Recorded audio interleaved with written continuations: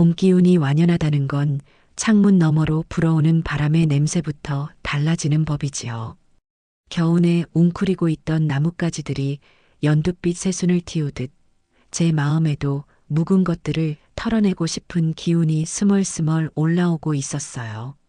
제가 남편과 사별하고 아들 내외와 함께 살고 있는 이 2층짜리 단독주택은 단순히 벽돌과 시멘트로 지어진 건물이 아니에요. 평생 땀 흘려 일한 우리 부부의 역사가 고스란히 담긴 곳이고 제 인생 그 자체나 다름없는 공간입니다. 그래서인지 저는 이 집에 대한 애착이 유달리 강해요. 구석구석 제 손길이 닿지 않은 곳이 없고 먼지 하나 쌓이는 것도 쉬이 넘기지 못하는 성격이었지요. 그날도 아침부터 창고로 쓰이는 1층 작은 방이 영 눈에 거슬렸어요. 지금은 쓰지 않는 낡은 가구부터 시작해서 아들 녀석 어릴 적 쓰던 물건들, 명절 때나 꺼내 쓰는 커다란 교자당까지 온갖 잡동사니가 뒤죽박죽 쌓여 있어 문을 열 때마다 한숨이 절로 나왔습니다. 큰맘 먹고 정리를 좀 해야겠다 싶어 거실 소파에 누워 스마트폰만 들여다보고 있는 며느리 지윤이에게 말을 건넸어요. 지윤아, 오늘 날도 좋은데 저기 창고 정리 좀 같이 하는 게 어떻겠니?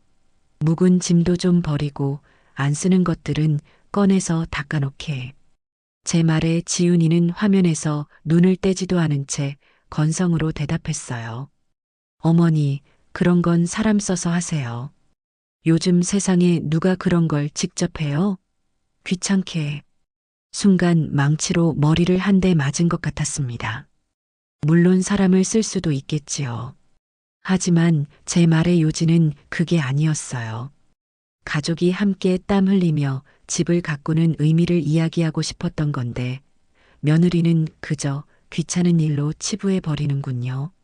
섭섭한 마음이 파도처럼 밀려왔지만 애써 표정을 갈무리하며 다시 한번 차분하게 말했습니다. 그래도 우리 집인데 우리 손으로 정리하는 게 의미 있지 않겠니? 너도 이 집에 사는 사람이잖니. 그제야 지훈이는 고개를 들어 저를 쳐다보더군요. 그 표정에는 일말의 죄책감이나 미안함은커녕 왜 자꾸 귀찮게 굿이나 하는 짜증만이 가득했습니다. 어머니는 참 피곤하게 사세요. 저는 됐으니까 혼자 하세요. 전 허리 아파서 그런 힘쓰는 일은 못해요. 그러고는 보란 듯이 몸을 돌려 다시 스마트폰에 코를 박더군요. 더 이상 무슨 말을 할 수 있을까요? 제 말이 며느리에게는 그저 낡고 시대에 뒤떨어진 잔소리로밖에 들리지 않는다는 것을 깨닫는 데는 그리 오랜 시간이 걸리지 않았습니다.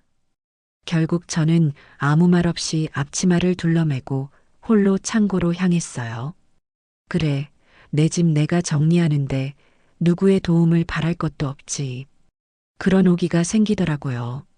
창고 문을 열자 켜켜이 쌓인 먼지가 햇살에 흩날렸습니다. 남편이 살아있을 때 함께 정리했던 게 마지막이었으니 벌써 10년도 더 지난 세월이었지요. 낡은 상자 하나를 여니 남편이 아끼던 낚시 도구들이 그대로 있었어요. 그걸 보니 또 울컥 눈시울이 뜨거워졌습니다. 살아있었다면 이런 굳은 일은 당신이 다 했을 텐데. 괜히 며느리에게 서운했던 마음까지 겹쳐져서 눈물이 핑 돌았지만 꾹 참고 먼지를 털어냈어요. 혼자서 낑낑대며 무거운 짐들을 드러내고 버릴 것과 남길 것을 구분하는 작업은 생각보다 고됐습니다. 허리를 몇 번이고 두드려가며 일을 계속했지요. 문제는 가장 안쪽에 있던 낡은 자개장을 꺼내려 할 때 터졌습니다. 혼자 힘으로는 무리라는 걸 알면서도 오기가 발동해 무리하게 힘을 준 것이 화근이었어요. 장롱 한쪽을 들어 올리는 순간 뚝 하는 소리와 함께 허리에 극심한 통증이 몰려왔습니다. 아 하는 비명과 함께 저는 그대로 주저앉고 말았어요. 허리를 펼 수가 없었고 숨을 쉴 때마다 끊어질 듯한 통증이 온몸으로 퍼져나갔습니다. 한참을 그렇게 차가운 바닥에 주저앉다가 겨우 벽을 짚고 기다시피 해서 거실로 나왔어요. 그런데 거실 풍경은 제가 창고에 들어가기 전과 조금도 달라진 게 없었습니다. 지훈이는 여전히 소파와 한몸이 되어 TV를 보며 낄낄거리고 있었어요. 땀과 먼지로 범벅이 된 제가 끙끙 앓는 소리를 내며 기어 나오는데도 저를 발견조차 하지 못하더군요. 제가 소파 바로 앞까지 가서 쓰러지듯 주저앉자 그제야 놀란 듯 저를 내려다봤습니다. 하지만 그 눈빛은 걱정이 아니었어요. 어머, 어머니. 왜 그러고 계세요? 바닥이 그렇게 좋으세요? 비꼬는 듯한 말투에 아픈 허리보다 마음이 더 시큰거렸습니다. 허리를 삐끗했나 보다. 너무 아파서 움직이질 못하겠어. 제 말에 지훈이는 혀를 끌끌 차며 말하더군요. 그러게 왜 무리를 하세요? 사람 쓰라고 했잖아요. 제가 도와드릴 수도 없고 어쩌죠? 그 말에는 그러게 내 말 안 듣고 사서 고생하시니 쌤통이라는 속내가 너무나 투명하게 비쳐 보였습니다. 저를 부축해주거나 병원에 가야 하는 것 아니냐고 묻는 대신 그저 자신의 책임이 아님을 강조할 뿐이었어요. 저는 더 이상 아무 말도 할 수 없었습니다. 아픈 몸을 이끌고 겨우 안방으로 들어가 자리에 누웠어요. 욱신거리는 허리의 통증보다 며느리의 냉담한 태도가 뼛속까지 시리게 파고드는 밤이었습니다. 저녁이 되어 아들 남식이가 퇴근하고 돌아왔습니다. 안방에 꼼짝없이 누워있는 저를 보더니 깜짝 놀라 달려오더군요. 어머니, 왜 이러고 계세요? 어디 편찮으세요? 아들의 걱정 어린 목소리에 그나마 위안이 되는 듯 했습니다. 저는 낮에 있었던 일을 차근차근 설명했어요.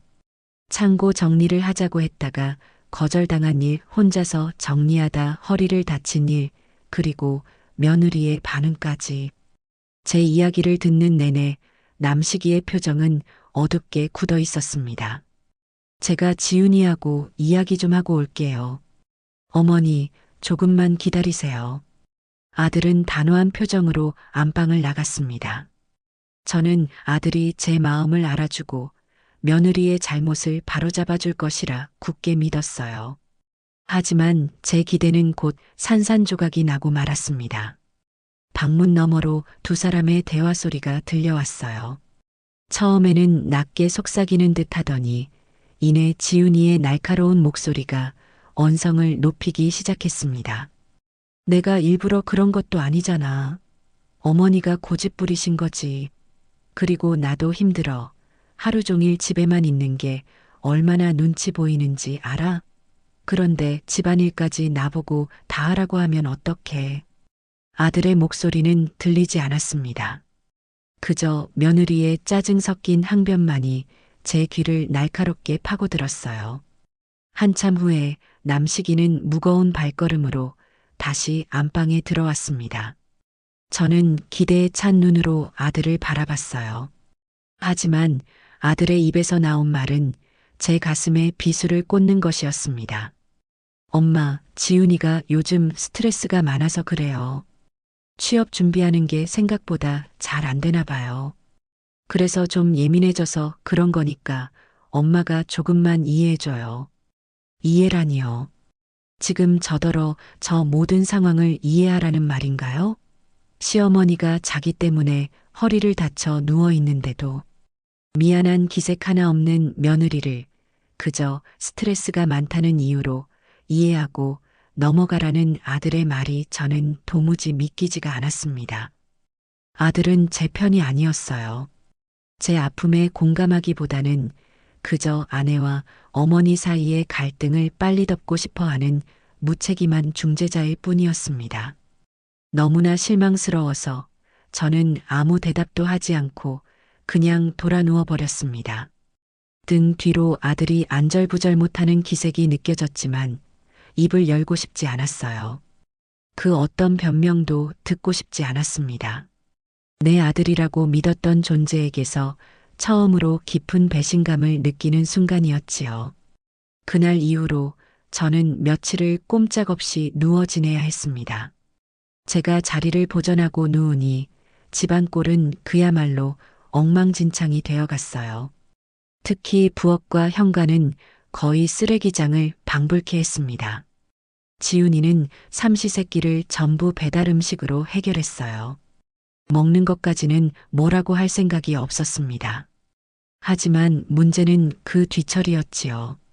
각종 플라스틱 용기와 비닐, 음식물 쓰레기가 뒤섞인 배달 봉투는 분리수거는커녕 현관문 앞에 그대로 쌓여만 갔습니다. 처음에는 한두 개이던 것이 며칠이 지나자 작은 산을 이루더군요. 날이 따뜻해지니 슬슬 냄새까지 나기 시작했습니다. 배달 기사들이 문을 열 때마다 인상을 찌푸리는 게 느껴져 얼굴이 화끈거릴 지경이었어요. 도저히 참을 수가 없어서 아픈 허리를 부여잡고 절뚝거리며 현관으로 나갔습니다. 소파에 앉아 또 스마트폰을 들여다보고 있는 지훈이를 불렀어요. 지훈아, 이건 좀 치워야 하지 않겠니? 냄새도 나고 보기에도 너무 안 좋다. 제 말에 지훈이는 귀찮다는 듯 미간을 찌푸렸습니다. 아, 좀 이따가요. 먹는 것까지 간섭하시는 건 너무 심하신 거 아니에요? 그 뻔뻔한 대답에 기가 막혀 말이 나오지 않았습니다. 먹는 걸 뭐라고 하는 게 아니잖니. 다 먹고 난 쓰레기는 바로바로 분리해서 버려야지. 이건 기본 아니니? 집이 이게 뭐니? 사람이 사는 집 같지가 않잖니. 제법 목소리를 높여 말했지만 지훈이는 눈 하나 깜짝하지 않았어요. 오히려 제 말이 잔소리로밖에 들리지 않는다는 듯 한숨을 푹 쉬며 말하더군요. 알았어요, 알았어. 이따가 한다고요. 잔소리 좀 그만하세요. 허리도 아프신 분이. 마지막 말은 명백한 비아냥이었습니다. 허리 아파서 아무것도 못하는 주제에 입만 살았다는 뜻이었겠지요. 그 순간 저는 깨달았습니다. 이것은 단순히 게으름의 문제가 아니라는 것을요. 저것은 저에 대한 명백한 무시이자 이 집의 주인인 저에 대한 도전이었습니다. 아픈 허리보다 더 큰 통증이 마음을 짓눌렀어요. 이 집에서 내가 평생을 바쳐 일군 이 공간에서 나는 점점 내 자리를 잃어가고 있었습니다. 조용히 안방으로 돌아와 문을 닫았습니다. 밖에서는 여전히 TV 소리가 요란하게 들려왔어요. 저는 창밖을 바라보며 조용히 결심을 굳혔습니다. 이 균열을 이대로 내버려둬서는 안 되겠다고.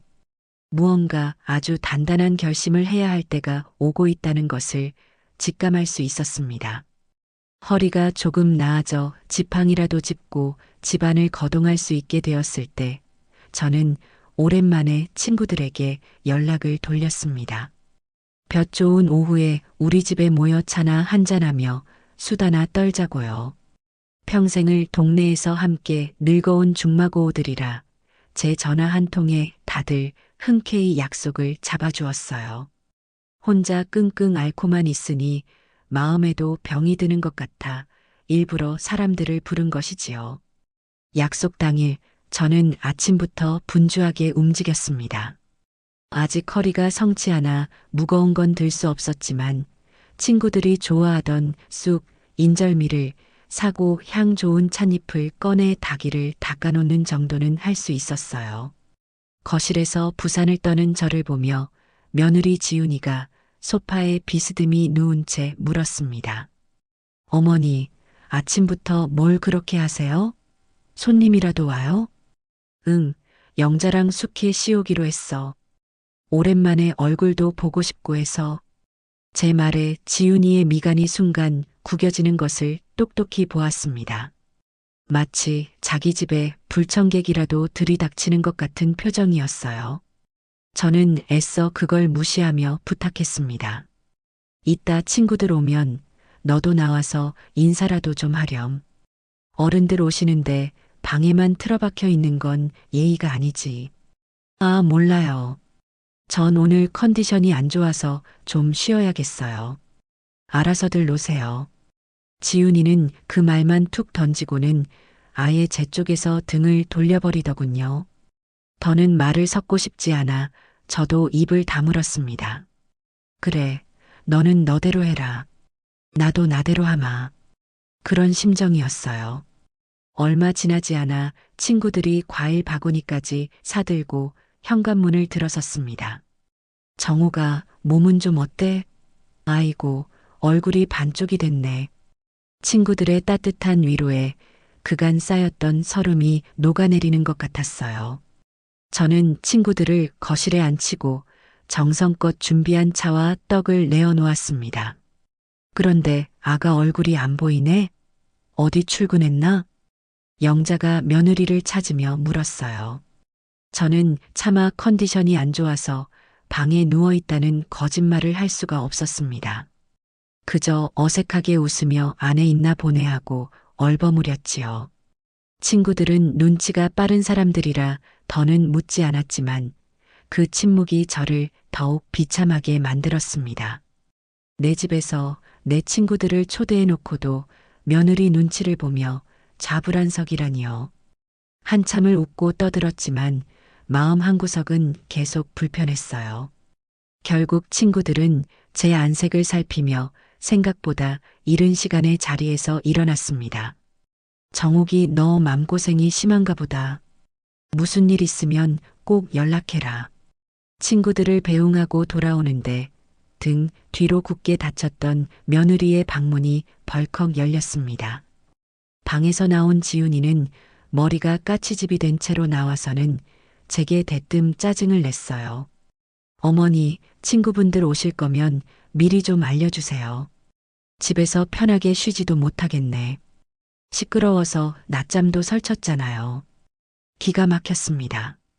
미리 알려주지 않았던가요? 손님이 오면 나와서 인사라도 하라는 내 말을 귓등으로 흘려들은 건 본인이면서 이제 와서 시끄러웠다고 타박이라니요. 게다가 친구들이 머문 시간은 고작 2시간이 채 되지 않았습니다. 그동안 뭘 하느라 그렇게 피곤해서 낮잠까지 주무셔야 했을까요? 화가 머리끝까지 치밀었지만 저는 그저 지친 목소리로 대꾸할 뿐이었습니다. 알았다. 다음부턴 미리 알려주마. 더 싸워봤자 저만 속상할 거라는 걸 이제는 알기 때문이었지요. 지훈이는 제 대답이 만족스럽다는 듯 냉장고로 가더니 물 한 컵을 벌컥벌컥 들이켜고는 다시 방으로 쏙 들어가 버렸습니다. 텅 빈 거실에 홀로 남아 친구들이 어질러 놓은 찻잔을 치우는데 어찌나 처량한 신세인지 눈물이 핑 돌았습니다. 이 넓은 집에서 저는 철저히 혼자였습니다. 그 사건 이후로 며느리의 아나무인 격인 행동은 날개를 단 듯 했습니다.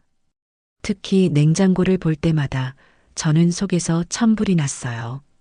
지훈이는 요리라고는 라면 물 하나 맞출 줄 모르면서 엉뚱하게도 식재료에 대한 욕심은 대단했습니다.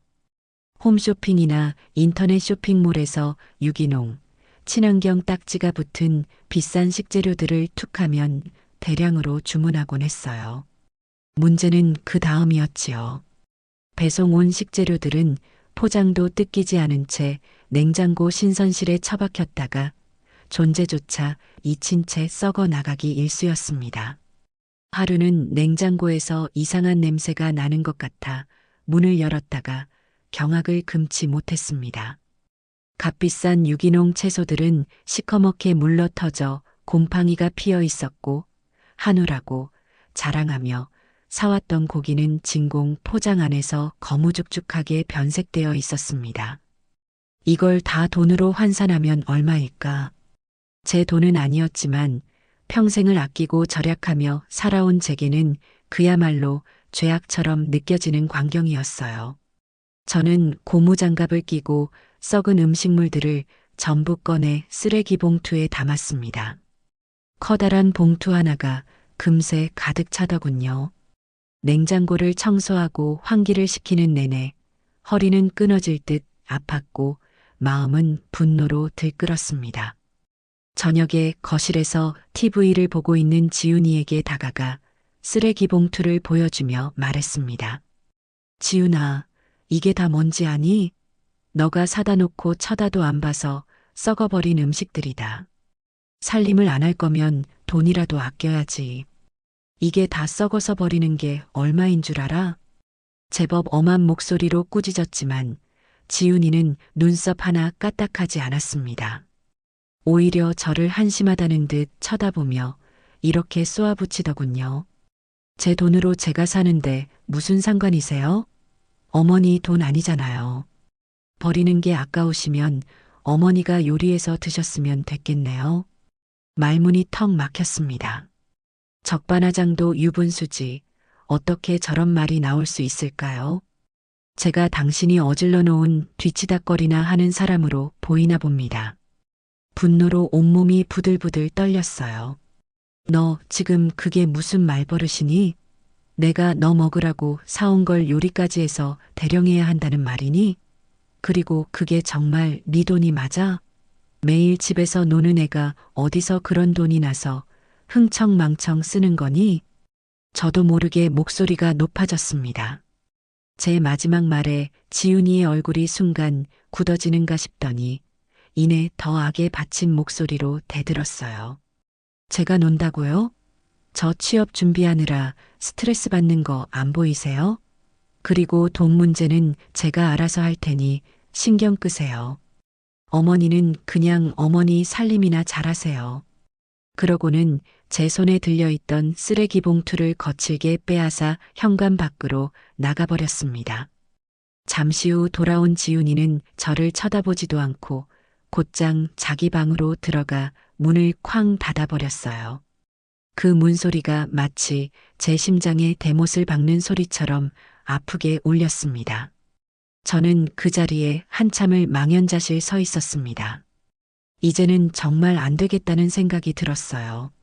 며느리와의 직접적인 대화는 아무런 소용이 없었습니다.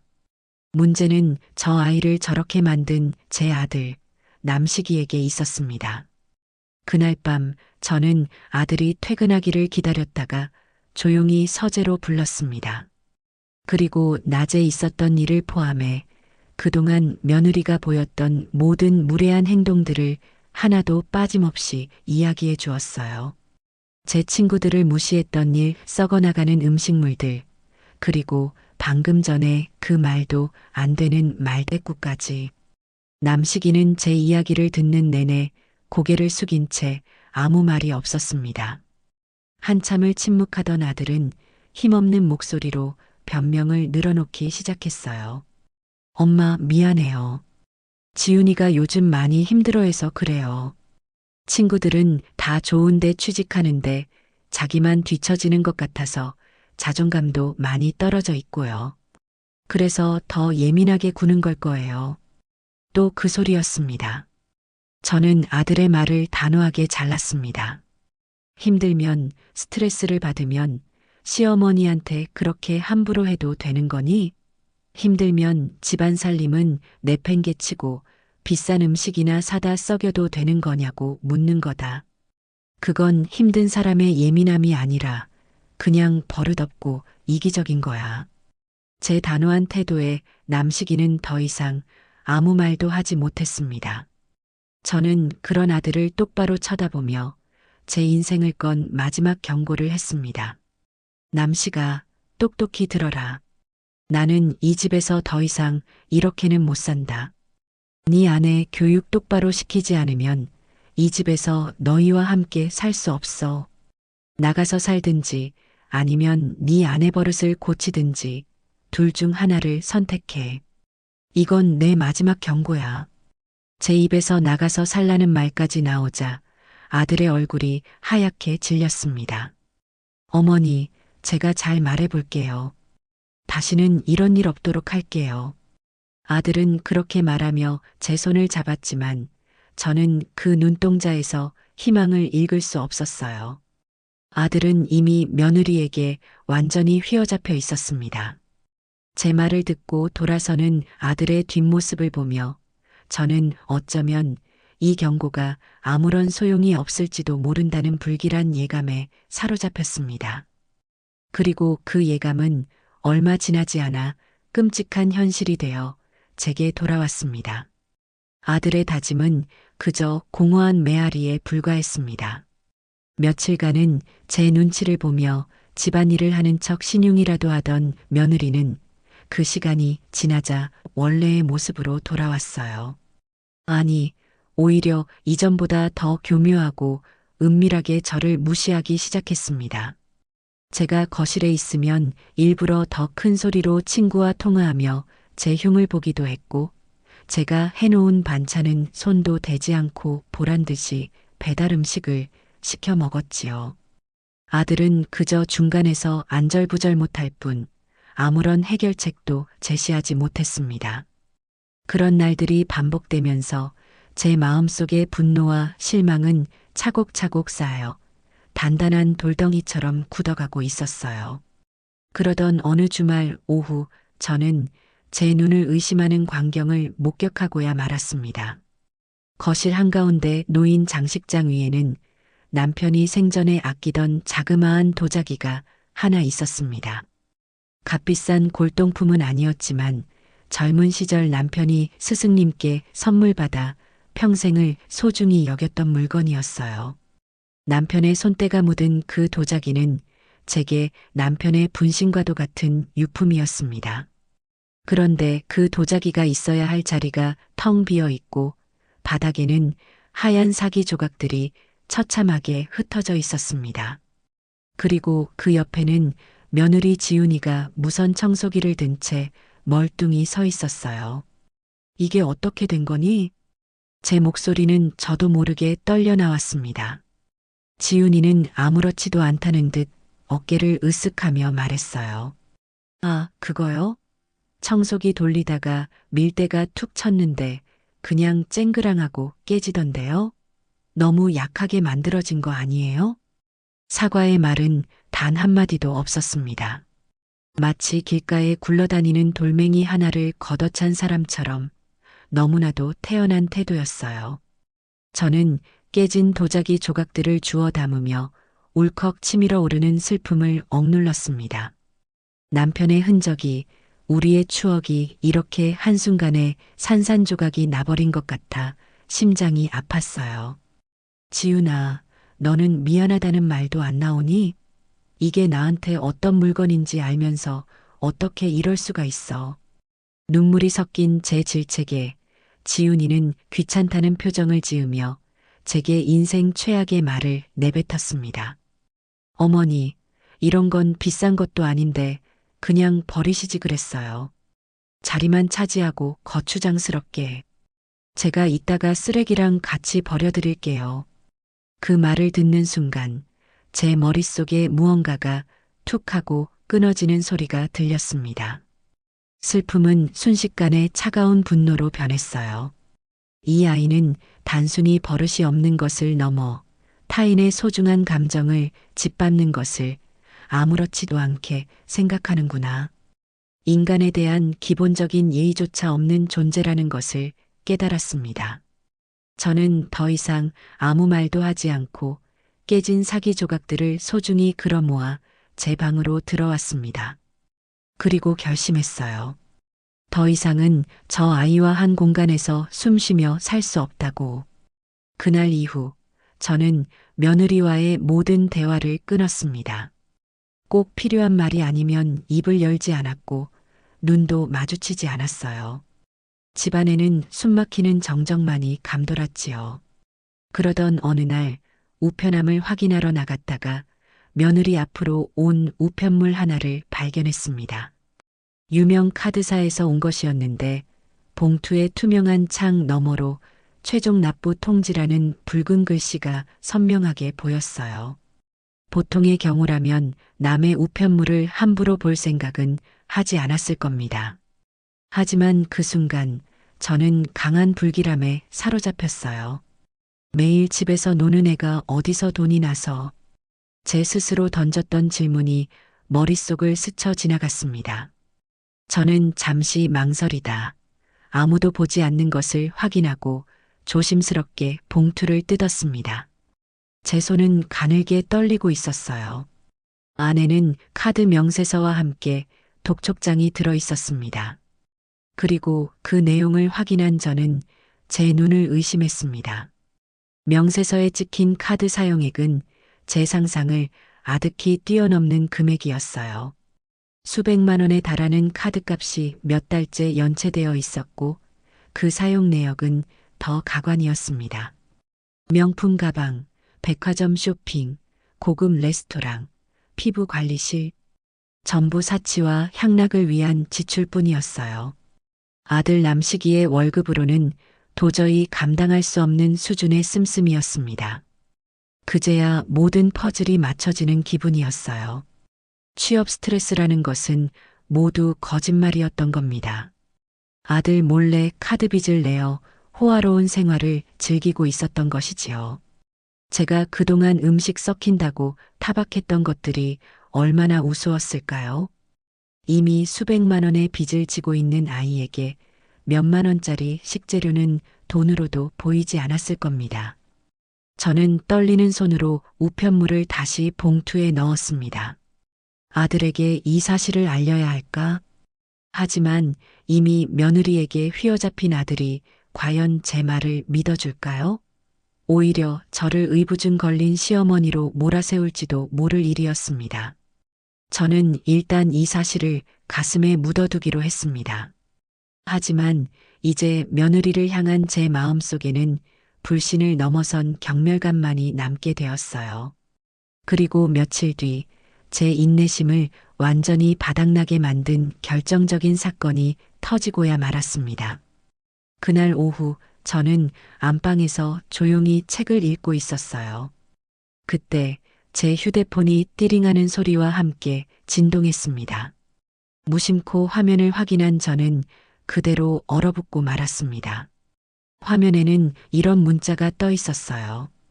구정옥님 신청하신 간편 신용대출 3천만 원 심사가 정상적으로 완료되었습니다.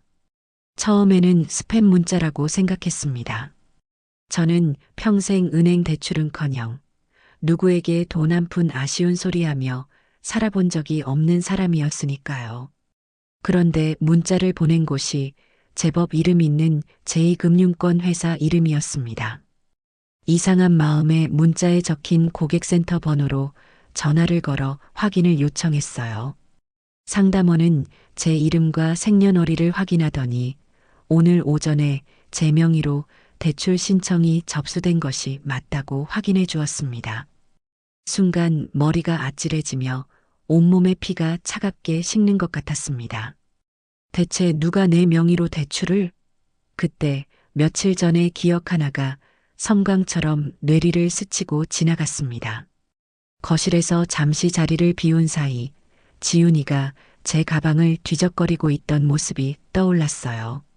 제가 뭘 하냐고 묻자 지훈이는 손톱깎이를 찾고 있었다며 태연하게 둘러댔었지요. 그때는 아무 생각 없이 넘어갔는데 아마 그때 제 지갑에서 신분증을 몰래 꺼내 사진을 찍었던 모양입니다.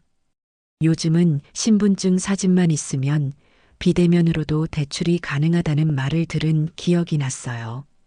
카드빚도 모자라 이제는 시어머니 명의를 도용해서 사채까지 쓰려고 했던 겁니다. 이것은 더 이상 가정 내의 불화나 갈등의 문제가 아니었어요. 명백한 범죄 행위였습니다. 저는 당장 대출 신청을 취소하라고 소리쳤습니다. 그리고 전화를 끊자마자 제 안에서 무언가 단단히 결심이 섰다는 것을 느꼈습니다. 더 이상의 망설임은 없었어요. 분노와 배신감으로 떨리던 몸이 오히려 차갑고 이성적으로 변하기 시작했습니다. 저는 조용히 자리에서 일어나 옷을 갈아입었습니다. 그리고 지갑과 휴대폰만 챙겨 들고 조용히 현관문을 나섰습니다. 아들 내외에게는 아무 말도 하지 않았어요. 이제 그들과 나눌 이야기는 아무것도 남아있지 않았으니까요. 제게는 지금 해야 할 아주 중요한 일이 있었습니다. 집을 나선 제 발걸음이 향한 곳은 동네에서 오랫동안 부동산을 운영해 온 김 사장의 사무실이었습니다. 김 사장은 남편이 살아있을 때부터 막역하게 지내던 사이라 제 사정을 굳이 길게 설명할 필요가 없는 사람이었지요. 낡은 소파에 앉아 제가 내민 시원한 녹차를 한 모금 마신 뒤 저는 본론부터 꺼냈습니다. 사장님, 저 집 좀 내놓으려고요. 제 말에 김 사장은 마시던 커피를 내려놓으며 동그랗게 눈을 떴습니다. 아니, 형수님, 그 집을요? 평생 사시겠다던 집을 왜 갑자기? 사정이 좀 생겼어요. 그러니 더는 묻지 마시고 좋은 값에 팔아주시기만 하세요. 급하게 팔 생각은 없으니까 제값 단단히 받고 팔아주세요. 아, 그리고 가장 중요한 게 있어요. 제가 집을 내놓았다는 사실은 우리 아들 내외에게는 절대 비밀로 해주셔야 합니다. 제 단호한 표정과 목소리에서 무언가 심상치 않은 일이 벌어졌음을 직감했는지 김 사장은 더 이상 이유를 묻지 않고 고개를 끄덕였습니다. 알겠습니다, 형수님. 형수님 뜻이 정 그러시다면야 제가 책임지고 좋은 주인 찾아드리겠습니다. 걱정 마세요. 부동산 사무실을 나오자 이상하게도 마음이 무척이나 차분해졌습니다. 평생을 바친 집을 내놓는다는 사실에 슬프거나 아쉬운 마음이 들 줄 알았는데 오히려 오랫동안 저를 짓누르던 무거운 짐을 내려놓은 듯 후련하기까지 했어요. 집으로 돌아가는 길, 저는 앞으로의 계획을 하나씩 머릿속으로 정리하기 시작했습니다. 이것은 끝이 아니라 새로운 시작이었습니다. 제 인생을 되찾기 위한 첫걸음이었지요. 집에 돌아와서도 저는 아무 일 없었다는 듯 행동했습니다. 하지만 제 머릿속은 그 어느 때보다 복잡하게 돌아가고 있었어요. 며느리의 대출 시도 사건 이후 저는 그 아이의 모든 행동과 말이 의심스럽기 시작했습니다. 특히 취업 스트레스라는 변명은 더 이상 믿을 수가 없었어요. 정말로 취업 준비를 하는 사람이라면 저렇게 아침부터 저녁까지 소파에 누워 스마트폰만 들여다보며 시간을 죽일 수는 없는 법이니까요. 저는 진실을 확인해야만 했습니다. 며칠을 고민하던 제게 좋은 기회가 찾아왔습니다. 예전에 며느리가 회사를 다닐 때 회사 창립 기념일 행사에 초대받아 갔다가 며느리의 동료 몇 명과 인사를 나눈 적이 있었어요. 그중 유독 싹싹하고 인상이 좋았던 젊은 여직원의 이름과 얼굴이 희미하게 기억났습니다.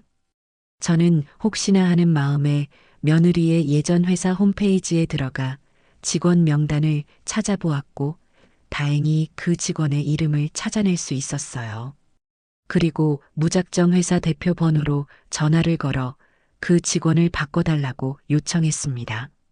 제가 누구인지 밝히자 다행히 그 직원도 저를 기억하고 있었습니다. 저는 안부를 묻는 척 자연스럽게 대화를 이어나가다 결정적인 질문을 던졌습니다. 그런데 우리 지훈이는 요즘도 회사 잘 다니고 있죠? 워낙 집에서는 회사 이야기를 안 해서 요즘은 무슨 프로젝트 맡아서 그렇게 바쁜가 몰라. 수화기 너머에서 잠시 어색한 침묵이 흘렀습니다. 그리고 이어진 그 직원의 대답은 제 예상이 틀리지 않았음을 확인시켜 주었습니다. 어머님 못 들으셨어요? 지훈 씨 회사 그만둔 지 벌써 서너 달은 됐는데요. 실적이 너무 안 좋아서 회사에서 권고 사직으로 처리된 걸로 알고 있어요. 권고 사직? 사실상의 해고나 다름없는 말이었습니다. 저는 애써 태어난 척 그랬구나. 나한테는 다른 좋은 곳 알아본다고만 해서 몰랐네라고 둘러대고는 전화를 끊었습니다. 온몸에서 힘이 쭉 빠져나가는 기분이었어요. 그동안 며느리가 했던 모든 말이 거짓이었던 겁니다. 회사에서 잘리고도 가족에게는 그 사실을 숨긴 채 아들이 벌어다주는 돈과 몰래 낸 카드빚으로 사치스러운 생활을 이어가고 있었던 것이지요. 취업 스트레스는 그 모든 것을 덮기 위한 방패막이이자 자신의 게으름과 무책임을 정당화하기 위한 비겁한 변명에 불과했습니다. 이제 며느리에 대한 마지막 남은 일말의 동정심마저 완전히 사라졌습니다. 저 아이는 구제불능이었어요. 이제 제게 남은 일은 제 계획을 법적으로 아무런 문제 없이 완벽하게 실행하는 것뿐이었습니다. 그러기 위해서는 전문가의 도움이 필요했어요. 저는 수십 년 지기 친구이자 지금은 중견 법무법인의 대표 변호사로 일하고 있는 해수기에게 연락했습니다.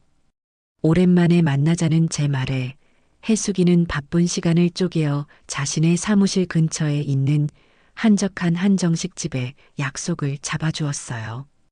오랜만에 만난 해수기는 세월의 흔적 대신 지적인 우아함과 연륜이 가득한 모습이었습니다.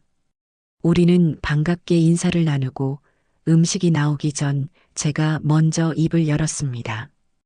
해수가, 내가 오늘 너한테 부탁할 게 있어서 보자고 했어. 아주 중요한 법률 자문이 필요해. 제 심각한 표정에 해수기는 농담기 섞인 미소를 거두고 진지한 얼굴로 저를 바라보았습니다. 저는 그동안 집에서 있었던 모든 일들을 하나도 빠짐없이 털어놓았어요. 처음에는 사소한 갈등으로 시작되었던 일이 어떻게 며느리의 무시와 기만으로 번져나갔는지, 남편의 유품을 깨뜨리고도 사과 한마디 없었던 일, 아들 몰래 진 카드빚, 그리고 결정적으로 내 명의를 도용해 대출을 받으려 했던 사건까지. 제 이야기가 길어질수록 해수기의 표정은 점점 더 굳어져 갔습니다. 모든 이야기를 마쳤을 때 해수기는 물컵을 들어 단숨에 비우더니 깊은 한숨과 함께 말했습니다. 정호가, 그동안 마음고생 정말 심했겠다. 너 혼자 어떻게 그걸 다 참고 견뎠니? 따뜻한 위로의 말에 저도 모르게 눈물이 핑 돌았습니다. 해수기는 제 손을 꼭 잡아주며 말을 이었어요. 그런데 정호가, 정말 잘 생각했다. 네 재산은 너가 지키는 거야. 자식이라고 해서 무조건 다 내어주고 희생하는 시대는 지났어. 특히나 그런 며느리라면 더더욱. 네가 지금이라도 정신 차리고 네 노후를 지키기로 마음먹은 건 정말 현명한 결정이야. 친구의 지지와 격려에 저는 큰 용기를 얻었습니다. 저는 부동산에 집을 내놓았다는 사실과 앞으로의 계획에 대해서도 모두 이야기했어요. 해수기는 제 이야기를 다 듣고는 법률 전문가로서 명쾌한 조언을 해주었습니다. 일단 그 집, 네 단독 명의로 되어 있는 거 맞지? 그럼 법적으로는 아무 문제 없어. 집을 팔고 말고는 전적으로 네 결정에 달린 거야. 아들이나 며느리는 거기에 대해서 어떤 법적인 권리도 주장할 수 없어. 집을 판 돈도 당연히 전부 네 거고, 나중에 아들이 딱 하더라도 섣불리 돈을 증여하거나 하는 생각은 절대 하지 마. 일단은 네 이름으로 된 안전한 금융 자산으로 가지고 있으면서 네 노후를 위해 써. 그게 최우선이야. 해수기는 재산 분할이나 상속 문제에 있어서 제가 주의해야 할 점들을 꼼꼼하게 짚어주었고, 혹시라도 나중에 아들 내외가 법적으로 문제를 제기할 경우 어떻게 대응해야 하는지에 대해서도 상세하게 알려주었습니다. 해수기와의 만남은 제게 천군만마를 얻은 듯한 든든함을 주었어요. 저는 더 이상 분노에 휩싸인 나약한 늙은이가 아니었습니다. 제 권리를 알고 제 인생을 지키기 위해 싸울 준비가 된 강인한 사람이었습니다. 식사를 마치고 해수기의 사무실을 나오며 올려다본 하늘은 그 어느 때보다 맑고 푸르렀습니다. 이제 모든 준비는 끝났습니다. 남은 것은 계획을 실행에 옮길 완벽한 때를 기다리는 것뿐이었어요. 제 결심이 굳어진 이후 집안에는 기묘한 평화가 찾아왔습니다. 저는 더 이상 며느리 지훈이의 행동에 일희일비하지 않았어요.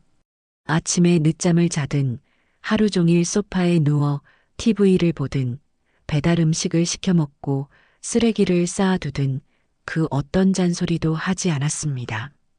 마치 투명 인간이라도 된 것처럼 저는 제게 주어진 공간인 2층과 제 방 안에서만 조용히 제 삶을 살았어요.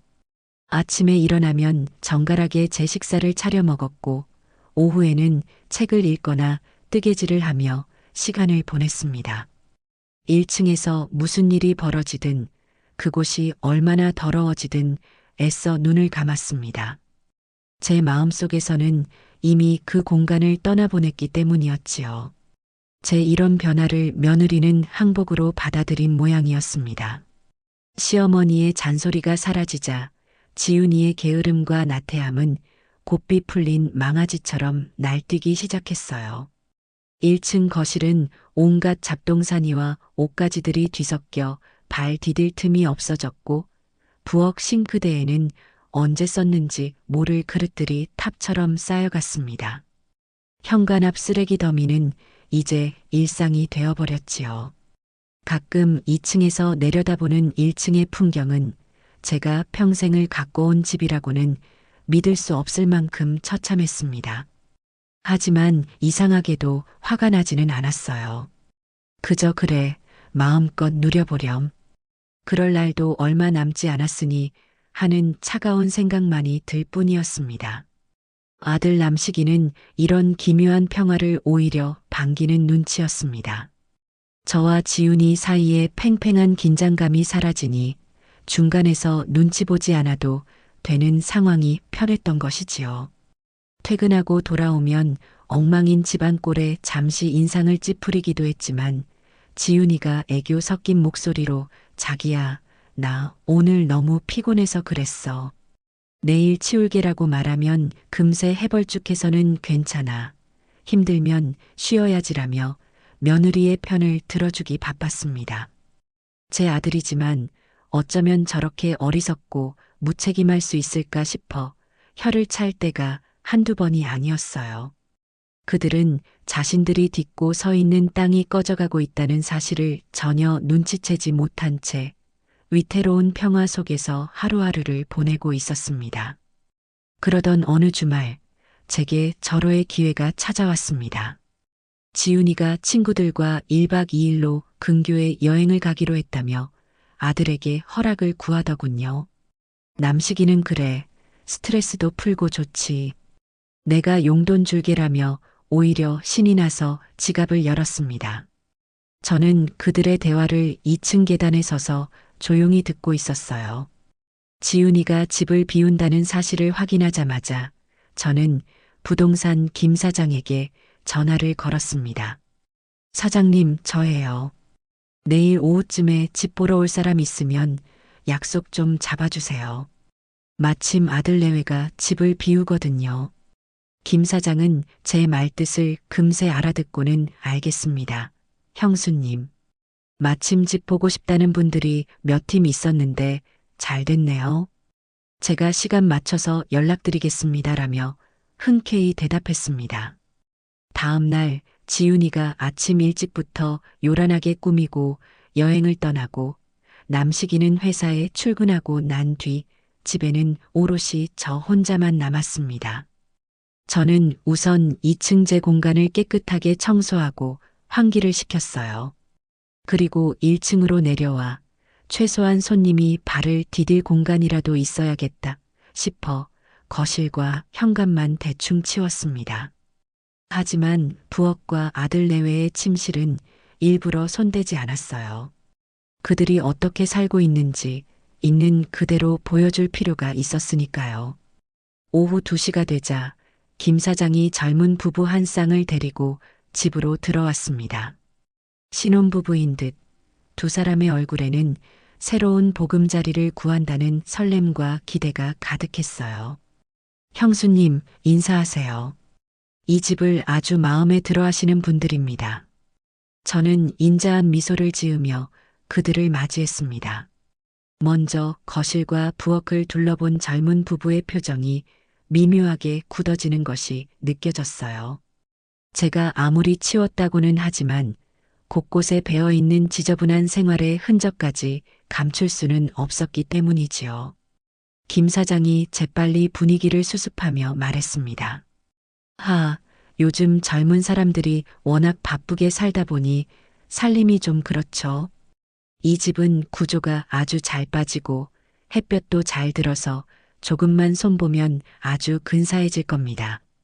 자, 2층으로 한번 올라가 보시죠. 제 안내를 받아 2층으로 올라온 부부는 1층과는 완전히 다른 풍경에 감탄사를 터뜨렸습니다. 먼지 하나 없이 깨끗하게 정돈된 방과 제 손길로 가꾼 작은 화초들이 놓인 베란다를 보며 젊은 아내 쪽이 남편의 팔을 잡아 끌며 속삭였어요. 여보, 여기 너무 좋다. 어머님이 쓰시는 공간은 꼭 갤러리 같아요. 우리도 이렇게 꾸미고 살면 좋겠다. 남편도 고개를 끄덕이며 만족스러운 표정을 지었습니다. 저는 담담하게 말했지요. 내가 평생을 쓸고 닦으며 살아온 집이니 정이 많이 들었지요. 좋은 분들이 오셔서 이 집에서 행복하게 사셨으면 하는 바람입니다. 제 말에 부부는 더욱 신뢰가 간다는 눈빛으로 저를 바라보았습니다. 집을 다 둘러보고 내려온 후 김 사장과 부부는 현관 앞에서 잠시 이야기를 나누었습니다. 저는 일부러 조금 떨어져 서 있었지만 그들의 대화는 똑똑히 들을 수 있었어요. 집은 정말 마음에 드는데 1층 상태가 조금 걸리네요. 지금 사시는 분들이 계속 이렇게 사실 텐데 괜찮을까요? 젊은 아내의 걱정스러운 물음에 김 사장은 제게 눈짓을 한번 보내고는 의미심장한 미소를 지으며 말했습니다. 그 점은 전혀 걱정하지 않으셔도 됩니다. 이 집의 진짜 주인은 저기 계신 어머님이시거든요. 아마 두 분이 입주하실 때쯤이면 이 집은 지금 보시는 2층처럼 아주 깨끗한 상태가 되어 있을 겁니다. 제가 보장하지요. 김 사장의 말을 들은 부부는 그제야 안심한 듯 환하게 웃으며 돌아갔습니다. 그들의 뒷모습을 보며 저는 제 계획이 한치의 오차도 없이 진행되고 있음을 확신할 수 있었어요. 이제 정말로 끝이 보이고 있었습니다. 그날 저녁 저는 홀로 조촐하게 저녁상을 차려 먹고 거실 소파에 앉아 조용히 TV를 보고 있었습니다. 그때 여행 간 줄 알았던 지훈이에게서 전화가 걸려왔어요. 웬일인가 싶어 받아보니 수화기 너머로 잔뜩 신이 난 며느리의 목소리가 들려왔습니다. 어머니, 저 지훈이에요. 저녁은 드셨어요? 그래, 방금 먹었다. 무슨 일이니? 아니에요. 그냥 어머니 뭐 하시나 궁금해서요. 남식이도 없고 혼자 계시면 심심하실까 봐요. 갑자기 살갑게 구는 며느리의 태도가 어색했지만 저는 일단 아무 말 없이 듣고만 있었습니다. 잠시 후 지훈이는 제가 듣고 있다는 사실을 잊었는지 옆에 있는 친구와 대화를 시작하더군요. 아마 통화 종료 버튼을 누르지 않은 모양이었어요. 저는 조용히 숨을 죽이고 수화기에 귀를 기울였습니다. 야, 너 우리 시어머니 목소리 들었지? 완전 기운 하나도 없지? 응, 그러게. 이제 너한테 완전히 두 손 두 발 다 드셨나 보다. 너 진짜 대단하다. 어떻게 그 무섭던 시어머니를 이렇게 만드냐? 친구의 말에 지훈이는 의기양양한 목소리로 키득거리며 대답했습니다. 내가 좀 머리를 썼지. 처음부터 너무 숙이고 들어가면 평생 종살이 하는 거야. 초반에 기선제압을 확실하게 해야 한다고. 몇 번 들이받고 아프다고 드러눕고 집안일 파업하고 그랬더니 이제는 잔소리 한마디도 못해. 그냥 없는 사람 취급하더라니까. 이제 이 집은 완전히 내 세상이야. 우리 남식이는 또 얼마나 순한지 내가 하자는 대로 다 해주고. 진짜 결혼은 이렇게 해야 하는 건데. 저는 차가워지는 손으로 휴대폰을 꽉 쥐었습니다. 심장이 얼음장처럼 차갑게 식어내리는 기분이었어요. 그동안 제가 베풀었던 배려와 인내가 저 아이에게는 그저 어리석은 시어머니의 항복 선언으로밖에 보이지 않았던 겁니다. 저를 훈련시키고 길들였다고 생각하며 의기양양해하는 며느리의 목소리를 듣고 있자니 마지막 남았던 한 조각의 연민마저 산산조각이 나버렸습니다. 그래, 어디 한번 마음껏 비웃어 보렴. 너의 그 짧은 승리가 얼마나 허무하게 끝나는지 내가 똑똑히 보여줄 테니. 저는 조용히 통화 종료 버튼을 눌렀습니다. 텅 빈 거실에는 TV 소리만이 요란하게 울려 퍼지고 있었지만 제 귀에는 아무것도 들리지 않았어요. 제 머릿속에는 오직 한 가지 생각뿐이었습니다. 이제 더 이상 지체할 이유가 없다고, 폭풍우를 불러일으킬 때가 되었다고 말입니다. 며느리가 여행에서 돌아온 며칠 뒤 마침 남편의 기일이 다가왔습니다. 저는 해마다 남편의 기일이 되면 거창하지는 않아도 정성껏 제사 음식을 준비해 조촐하게나마 제사를 지내왔어요. 그것은 남편에 대한 제 사랑의 표현이자 먼저 떠나보낸 사람에 대한 살아남은 자의 도리라고 생각했기 때문입니다. 올해도 저는 여느 때처럼 제사 준비를 위해 아침부터 시장을 봐왔습니다. 아직 허리가 온전치 않아 무거운 짐을 드는 것이 버거웠지만 남편을 생각하며 힘을 냈어요. 부엌에서 분주하게 음식 재료를 다듬고 있는데 느지막이 잠에서 깬 지훈이가 부스스한 얼굴로 나와 물 한 컵을 마시더군요. 저는 지훈이에게 다정하게 말을 건넸습니다. 마지막으로 주는 기회라고 생각하면서요. 지훈아, 오늘이 너희 시아버님 기일인 거 알지? 내가 장은 다 봐왔으니 너는 나랑 같이 전이라도 좀 부치자. 둘이 하면 금방 끝날 거야. 제 말에 지훈이는 마시던 물컵을 내려놓으며 세상에서 가장 귀찮은 일을 부탁받았다는 표정을 지었습니다. 어머니, 꼭 해야 돼요? 저 어제 잠을 설쳐서 너무 피곤한데. 그리고 기름 냄새 맡으면 속이 울렁거려서요. 또 그 핑계, 또 저런 태도였습니다.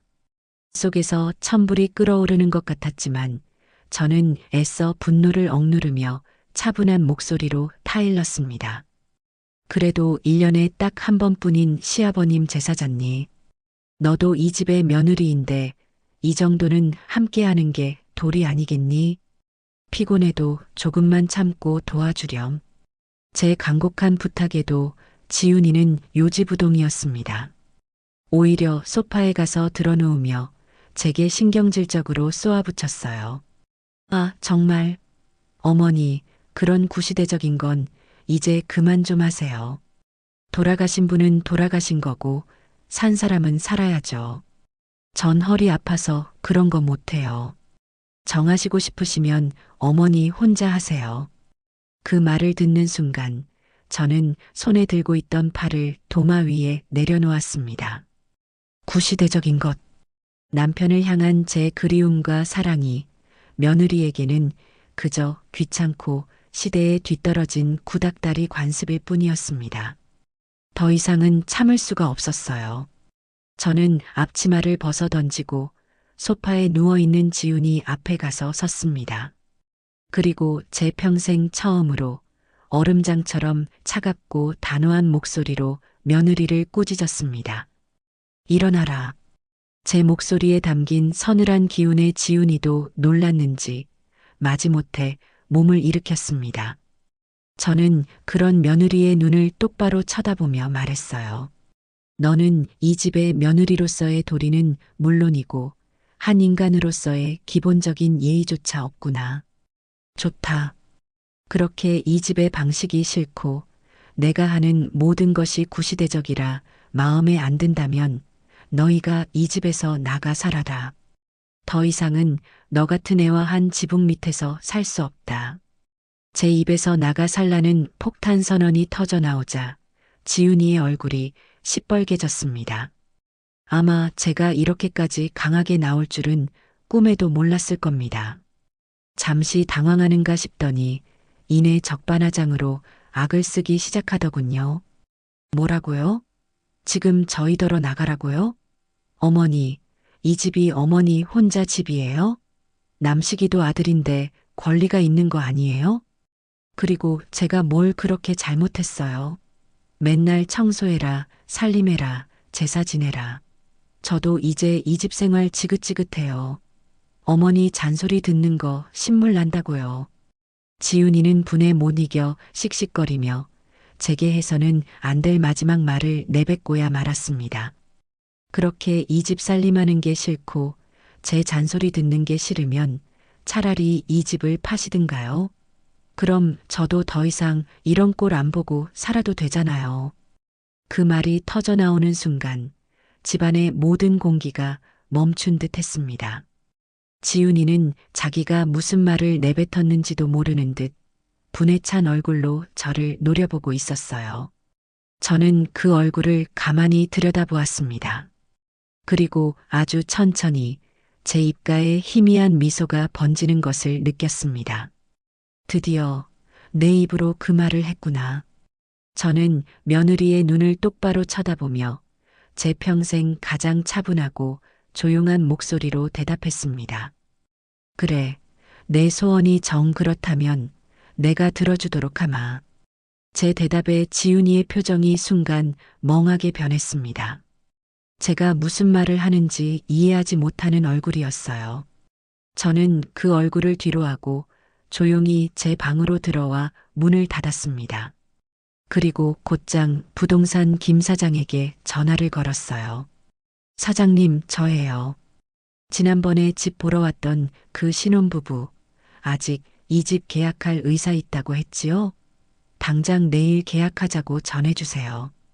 가격은 조금 깎아줘도 좋으니 무조건 내일 도장 찍는다고요. 수화기 넘어 김 사장의 놀란 목소리가 들려왔지만 저는 단호했습니다. 모든 것은 계획대로 진행되고 있었어요. 며느리가 제 손에 완벽한 명분을 쥐어준 덕분에 제 마지막 계획의 퍼즐 조각이 완벽하게 맞춰진 것이지요. 전화를 끊고 저는 창밖을 내다보았습니다. 남편의 기일인데 이상하게도 날씨는 눈부시게 맑았습니다. 마치 하늘에 있는 남편이 저의 이 결정을 지지해주고 있는 것만 같았어요. 여보, 미안해요. 당신과의 추억이 깃든 이 집을 내 손으로 정리하게 되었네요. 하지만 후회는 없어요. 나 이제부터라도 내 인생을 좀 살아보려고요. 마음속으로 남편에게 마지막 인사를 건넸습니다. 그날 저는 제사를 지내지 않았습니다. 대신 남편이 좋아하던 소주 한 병을 사와 조용히 사진 앞에서 따라 올렸습니다. 제 마음은 그 어느 때보다 평온하고 단단했습니다. 다음 날 아침 저는 아들 내외가 모두 집을 비운 것을 확인하고 약속 장소인 부동산 사무실로 향했습니다. 젊은 부부는 이미 도착해서 저를 기다리고 있었어요. 그들의 얼굴에는 설렘이 가득했습니다. 계약은 일사천리로 진행되었습니다. 김 사장이 미리 준비해 온 매매 계약서에 적힌 내용을 꼼꼼히 확인하고 저는 제 이름 석자 옆에 망설임 없이 도장을 찍었습니다. 도장의 붉은 인주가 하얀 종이 위에 선명하게 찍히는 순간 제 마음을 짓누르던 거대한 돌덩이가 완전히 사라지는 기분이었습니다. 저는 이제 더 이상 이 집의 주인이 아니었습니다. 그리고 그 사실이 저를 믿을 수 없을 만큼 자유롭게 만들었어요. 계약금을 제 통장으로 바로 입금받고 잔금 날짜와 이사 날짜를 한 달 뒤로 잡았습니다. 모든 절차가 끝나고 부동산 사무실을 나오는데 젊은 부부가 제게 다가와 고개를 숙이며 인사했습니다. 어머님, 정말 감사합니다. 저희 이 집에서 예쁘게 잘 살겠습니다. 저는 그들의 손을 꼭 잡아주며 진심으로 축복해 주었습니다. 그래요. 두 사람 여기서 아이도 많이 낳고 오래오래 행복하게 살아요. 이 집이 두 사람에게 좋은 기운을 가져다 줄 겁니다. 그들과 헤어지고 집으로 돌아오는 길, 제 발걸음은 깃털처럼 가벼웠습니다. 이제 남은 것은 이 사실을 가족이라는 이름의 기생충들에게 통보하는 일뿐이었습니다. 어떤 폭풍이 몰아칠지 충분히 예상할 수 있었지만 저는 조금도 두렵지 않았습니다. 오히려 그들의 절망적인 얼굴을 마주할 순간이 기다려지기까지 했어요. 그것은 아주 길고 지독했던 악몽의 끝을 알리는 축포가 될 테니까요. 계약서에 도장을 찍고 정확히 이틀 뒤, 저는 제 계획의 마지막 단계를 실행에 옮겼습니다. 그날은 일부러 아들 내외가 모두 출근하고 난 뒤를 택했어요. 아침 일찍부터 친구 혜숙이가 소개해준 이삿짐 센터 직원들이 집으로 도착했습니다. 저는 그들에게 2층에 있는 제 짐들만 조용히 옮겨달라고 부탁했어요. 제 짐이라고 해봐야 옷 몇 가지와 책 몇 권, 그리고 남편의 유품들이 전부라. 이사는 생각보다 금방 끝났습니다. 직원들이 마지막 짐을 싣고 떠나자 평생을 살아온 집은 순식간에 낯선 공간처럼 느껴졌어요. 텅 빈 제 방을 한번 둘러보고 저는 1층으로 내려왔습니다. 그리고 미리 준비해 두었던 서류 봉투를 식탁 한가운데에 올려놓았어요. 봉투 안에는 집 매매 계약서 사본 한 부가 들어 있었습니다. 그 위에 저는 제 필체로 또박또박 쓴 메모지 한 장을 덧붙였습니다. 한 달의 시간을 주겠다. 그 안에 이 집에서 너희들의 모든 짐을 빼서 나가주길 바란다. 더 이상의 설명도 감정적인 호소도 없었습니다. 그들에게는 이 차가운 통보만으로도 충분했어요. 저는 마지막으로 집안을 한번 둘러보았습니다. 며느리의 손길 아래 쓰레기장으로 변해버린 1층의 처참한 풍경, 그리고 제 모든 것이 사라진 2층의 텅 빈 공간. 더 이상 이곳에 아무런 미련도 남지 않았습니다. 저는 조용히 현관문을 열고 밖으로 나섰습니다. 문을 닫고 돌아서는 순간 제 등 뒤에서 거대한 무언가가 완전히 무너져 내리는 소리가 들리는 듯 했지만 저는 단 한 번도 뒤돌아보지 않았습니다. 제가 새로 거처를 옮긴 곳은 혜숙이가 미리 마련해준 도심의 한적한 오피스텔이었습니다. 크기는 작았지만 창밖으로 도시의 야경이 한눈에 들어오는 아주 깔끔하고 아늑한 공간이었어요. 저는 그곳에서 조용히 저녁 시간을 기다렸습니다. 아마 퇴근하고 돌아올 시간쯤이면 집안이 발칵 뒤집히고도 남았을 테지요. 예상대로 저녁 8시가 조금 넘은 시각에 제 휴대폰이 미친 듯이 울리기 시작했습니다. 화면에 떠오른 내 아들이라는 세 글자를 보며 저는 잠시 숨을 골랐습니다. 폭풍의 서막이었지요. 저는 일부러 벨소리가 서너 번 더 울리도록 내버려 두었습니다. 그들의 애를 태우고 제 평정심을 더욱 단단하게 다지기 위한 저만의 의식이었습니다. 마침내 가장 완벽하게 평온한 목소리를 준비하고 통화 버튼을 눌렀습니다. 여보세요. 제 차분한 첫마디가 끝나기가 무섭게 수화기 너머에서는 이성이 완전히 마비된 짐승의 울부짖음과도 같은 아들의 절규가 터져 나왔습니다. 단순한 외침이 아니었어요. 목이 완전히 쉬어 갈라지고 숨이 넘어가는 소리와 흐느낌이 뒤섞인 그야말로 처절한 절규였습니다. 어머니, 이게 다 무슨 일이에요? 지금 어디 계세요? 제발요, 어머니. 집에 와보니까 이게 다 뭐예요? 이 종이 쪼가리는 뭐고 어머니 짐은 왜 하나도 없어요? 계약서라니요.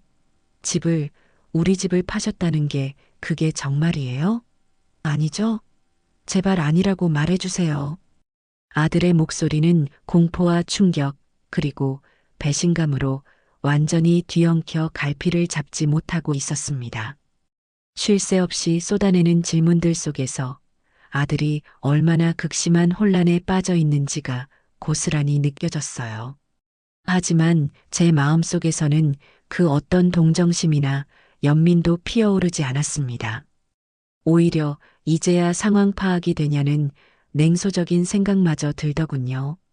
제가 수없이 경고하고 마지막 기회를 주었을 때 외면했던 것은 바로 너 자신이 아니더냐. 아내의 거짓말 뒤에 숨어 진실을 보기를 거부하고 어미의 썩어가는 속을 헤아리지 못했던 나약함의 대가가 바로 이것이라고 저는 마음속으로 되뇌었습니다. 이 모든 비극은 결국 제 아들의 방광과 무책임이 자초한 결과였으니까요. 저는 잠시 아들이 숨을 헐떡이며 울부짖도록 내버려 두었다가 가장 차갑고 단단한 목소리로 현실을 각인시켜 주었습니다. 그래, 똑똑히 보았니? 네 눈으로 본 거기 적힌 그대로야. 더 이상 길게 설명할 것도 없어. 그 집은 이제 더 이상 우리 집이 아니야. 제 목소리에는 일말의 감정 동요도 섞여 있지 않았습니다.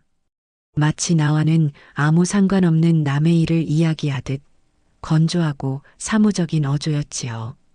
제 그 담담한 대답이 아들에게는 사형 선고처럼 들렸을 겁니다.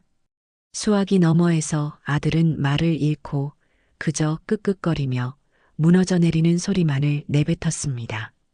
한 가정을 지키지 못한 가장의 무기력한 흐느낌이었습니다. 바로 그때였습니다. 아, 비켜봐. 답답해 죽겠네. 하는 날카로운 외침과 함께 수화기를 거칠게 빼앗는 소리가 들렸습니다. 잠시의 소란 뒤, 이제는 며느리 지훈이의 히스테릭하고 신경질적인 목소리가 제 귀를 날카롭게 찔렀습니다. 어머니, 지금 제정신이세요? 저희한테 상의 한마디 없이 어떻게 평생 살 집을 팔아버릴 수가 있어요? 저희더러 이 한겨울에 길바닥에 나앉으라는 말이에요? 이건 명백한 월권이고 사기예요. 당장 그 계약 물으세요. 안 그러면 저 정말 어머니 고소할 거예요. 변호사 선임해서 재산 분할 청구하고 위자료까지 다 받아낼 거라고요.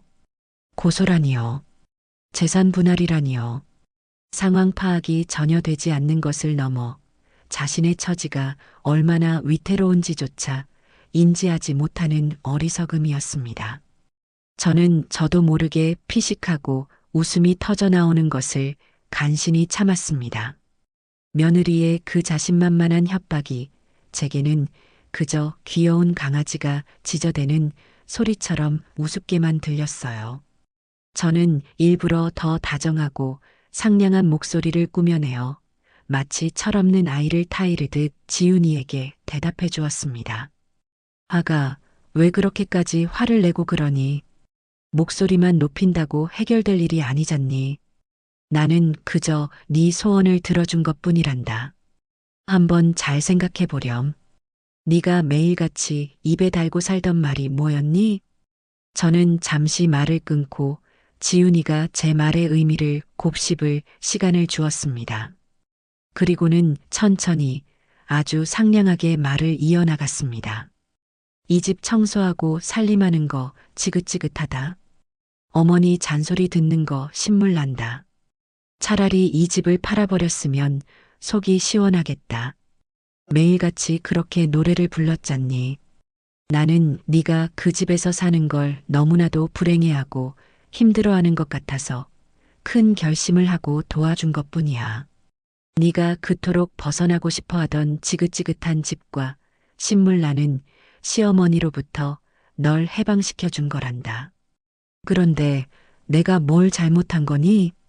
제 말 한마디 한마디는 부드러운 솜사탕처럼 달콤했지만 그 안에는 날카로운 비수가 숨어 있었지요. 수화기 너머의 지훈이는 순간 숨이 턱 막히는 소리를 냈습니다. 자신이 분노에 차서 아무렇게나 내뱉었던 말들이 이렇게 완벽한 논리가 되어 자신의 목을 겨눌 줄은 꿈에도 상상하지 못했을 겁니다. 잠시 동안 수화기 너머에서는 아무 소리도 들리지 않았습니다. 아마도 충격과 혼란 속에서 할 말을 찾으려 애쓰고 있었겠지요. 한참의 정적이 흐른 뒤 마침내 들려온 지훈이의 목소리는 이전의 기세등등함은 온데간데 없이 당황과 공포로 심하게 떨리고 있었습니다. 그건 그냥 화가 나서 해본 소리죠. 그걸 곧이곧대로 듣고 진짜로 집을 파는 사람이 세상에 어디 있어요? 네. 어머니, 정말 이렇게까지 하셔야겠어요? 저희 이제 돈 한 푼 없는데 당장 어디 가서 방 한 칸이라도 구해요. 제발요, 어머니. 잘못했어요. 제가 다 잘못했어요. 제발 계약만은 물러주세요. 목소리의 톤이 완전히 바뀌었습니다. 협박과 분노는 사라지고 이제는 비굴한 애원만이 남아 있었어요. 하지만 그 사과가 얼마나 가짜인지 저는 너무나도 잘 알고 있었습니다. 진심 어린 반성에서 나온 것이 아니라 당장 발등에 떨어진 불을 끄기 위한 생존 본능에 불과했지요. 저는 그 가증스러운 목소리의 변화를 차갑게 즐기며 제 마지막 말을 얼음처럼 차갑게 던졌습니다. 시끄럽구나. 어디 가서 살지는 너희들이 알아서 할 문제지. 내가 더 이상 신경 쓸 일이 아니란다. 너희도 이제 다 큰 성인이니 너희 인생은 너희가 책임져야 하지 않겠니? 저는 잠시 말을 멈추고 마지막 쐐기를 박았습니다. 아, 그리고 혹시라도 방금처럼 고소니 재산 분할이니 하는 법적인 이야기가 정말로 하고 싶다면 다시는 나한테 전화하지 말고 내 변호사랑 직접 이야기하거라. 내 모든 법률적인 권한은 그분께 위임했으니 앞으로 너희와 관련된 모든 일은 그분을 통해서만 진행할 테니 그렇게 알도록 해라. 변호사 연락처는 문자로 보내주마. 그 말을 끝으로 저는 더 이상 그들의 울음소리도 애원도 들을 필요가 없다는 듯 망설임 없이 통화 종료 버튼을 눌렀습니다. 뚝 하는 소리와 함께 지긋지긋했던 악연이 완전히 끊어지는 소리가 들리는 듯 했습니다. 저는 해수기의 연락처를 문자로 보내주겠다는 말을 끝으로 그들의 절규를 뒤로 한 채 미련 없이 전화를 끊어버렸습니다. 그리고 곧바로 휴대폰 전원을 꺼버렸어요. 더 이상 그들의 감정 쓰레기통이 되어줄 생각은 추호도 없었습니다. 창밖을 보니 도시의 불빛들이 보석처럼 반짝이고 있었어요. 저는 소파에 깊숙이 몸을 묻고 아주 오랜만에 찾아온 평화와 고요함을 만끽했습니다. 지독했던 악연의 고리를 내 손으로 끊어냈다는 해방감에 저도 모르게 눈물이 흘러내렸습니다. 하지만 그것은 슬픔의 눈물이 아니었어요. 새로운 삶을 시작하는 제 자신에게 보내는 뜨거운 축하의 눈물이었습니다. 이제부터 시작될 제2의 인생은 온전히 저 자신만을 위한 삶이 될 것이라고 저는 밤하늘의 별을 보며 조용히 맹세했습니다. 제게는 해야 할 일이 있었습니다. 새로운 삶은 그저 다짐만으로 시작되는 것이 아니었으니까요. 과거의 끈을, 특히 저를 올가매던 지긋지긋한 악연의 고리를 제 손으로 직접 끊어내는 구체적인 행동이 필요했습니다. 그래서 저는 다음 날 아침 제 새로운 보금자리인 오피스텔의 전화선을 아예 벽에서부터 뽑아버렸습니다. 빗발치는 아들의 절규와 며느리의 악다구니로부터 제 평화를 지키기 위한 첫 번째 조치였지요. 그 후 며칠간 세상은 거짓말처럼 완벽하게 고요했습니다. 그 어떤 소음도, 그 어떤 불필요한 감정의 침입도 없었어요. 저는 그 시간 동안 오롯이 저 자신에게 집중했습니다. 밀린 잠을 실컷 자고 향 좋은 입욕제를 풀어 목욕을 하고 읽고 싶었던 책을 읽으며 평화를 만끽했지요. 아마 그 시간 동안 아들 내외는 지옥과도 같은 나날을 보냈을 겁니다. 수십 통의 부재중 전화와 장문의 문자들이 그들의 절박함을 증명하고 있었지만 저는 단 한 번도 답장하지 않았습니다. 모든 것은 제 변호사이자 친구인 해수기를 통해 진행될 것이었고 저는 그저 무대 뒤에서 조용히 결과를 기다리면 되는 역할이었으니까요. 일주일쯤 지났을까 해수기에게서 전화가 걸려왔습니다. 드디어 아들 내외가 제 발로 해수기의 법무법인을 찾아왔다는 소식이었어요. 해수기는 점심이나 같이 하자며 저를 불러냈고 저는 며칠 만에 말끔하게 차려입고 약속 장소로 나갔습니다. 제 얼굴이 전보다 훨씬 편안해 보인다며 반갑게 맞아준 해수기는 음식이 나오기도 전에 조금 전 사무실에서 벌어졌던 활극에 대해 생생하게 중계하기 시작했습니다. 정호가 너 없었던 게 아쉬울 정도였다니까. 아주 가관도 그런 가관이 없었어. 처음 사무실에 들어올 때부터 둘이 분위기가 장난이 아니더라고.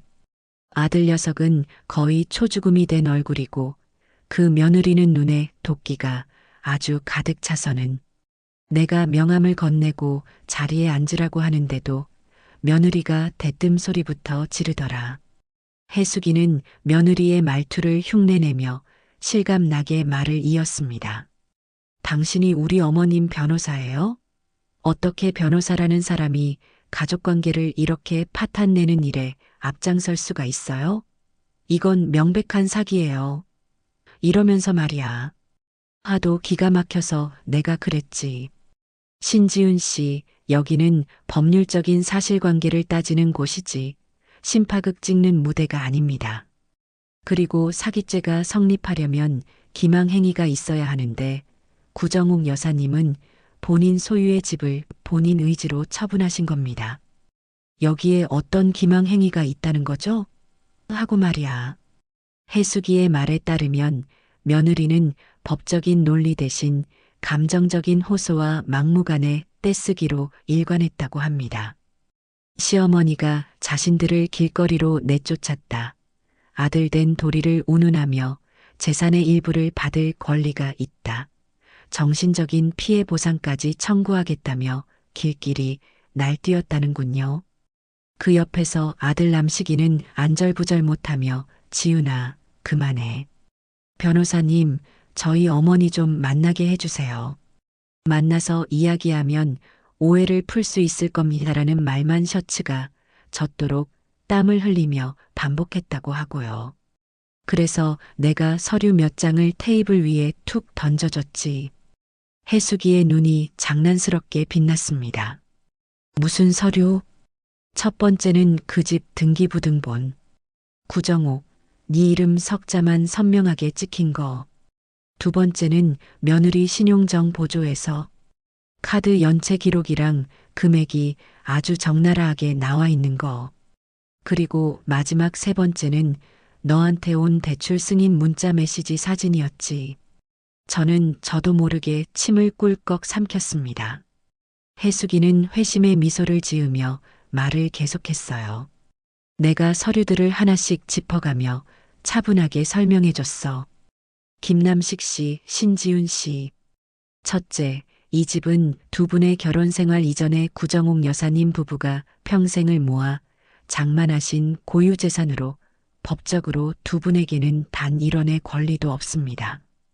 둘째, 신지훈 씨는 현재 수천만 원의 채무를 남편 몰래 지고 있는 상태이며 이는 민법상 이혼 사유에 해당할 수도 있는 중대한 기망 행위입니다. 그리고 마지막 셋째, 신지훈 씨.